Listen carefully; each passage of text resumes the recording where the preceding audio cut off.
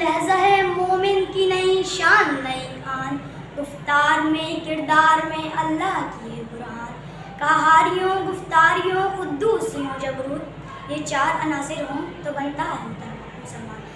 محترم سائن کرام اور میرے عزیز ساتھیوں، السلام علیکم۔ آج مجھے جس موضوع سخن پر لب کشائی کرنے کا موقع ملا ہے وہ ہے علامہ اقبال۔ یوں تو تم سید بھی ہو، مرزا بھی ہو، اقوام بھی ہو، تم سبھی کچھ ہو، تو بتاؤ مسلمان بھی ہو؟ جناب صدر شاعر مشرق ڈاکٹر علامہ اقبال نے مسلمانوں کو خواب غفلت سے بیدار کیا۔ علامہ اقبال 9 نومبر 1877 کو شہر سیالکوٹ میں پیدا ہوئے۔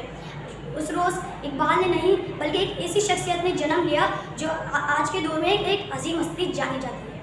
عزت نفس کسی شخص کی محفوظ نہیں، عزت نفس کسی شخص کی محفوظ نہیں، مجھے اپنے ہی نگہبانوں سے ڈر لگتا ہے۔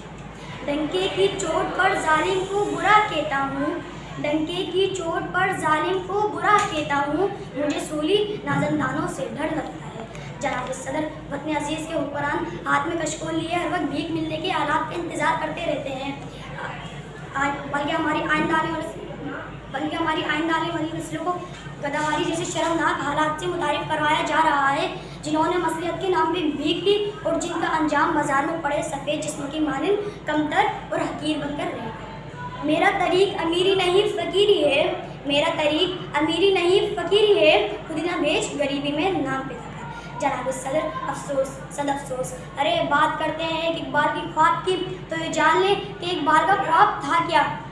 اقبال کا خواب تھا کہ ایک ایسی ریاست قائم کی جائے جہاں عدل و انصاف ہو۔ ارے بات کرتے ہیں اقبال کے خواب کی، تو یہ جان لیں کہ اقبال کا خواب تھا کیا؟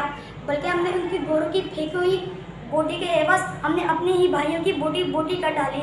کہیں میں نے صدر علی وقار، کہیں میں نے بھوک سے بلکتے ہوئے بچوں کی آوازیں سنی، کہیں پر میں نے بازار میں بکتی ہوئی آدم کی بیٹی دیکھی، کہیں پر میں نے وزیر اعظم کے تن پر لاکھوں کا لباس دیکھا۔ تو صدر علی وقار علامہ اقبال فرماتے ہیں، کیوں سکھاتے ہو انہیں انقلاب کے راستے، کیوں سکھاتے ہو انہیں انقلاب کے راستے، یہ کمزور ہاتھ بغاوت نہیں کرتے، ذلت کی دنیا سے نکل کیوں نہیں جاتے، ذلت کی دنیا سے نکل کیوں نہیں جاتے، یہ لوگ بھی کیا لوگ ہیں، مر کیوں جاتے۔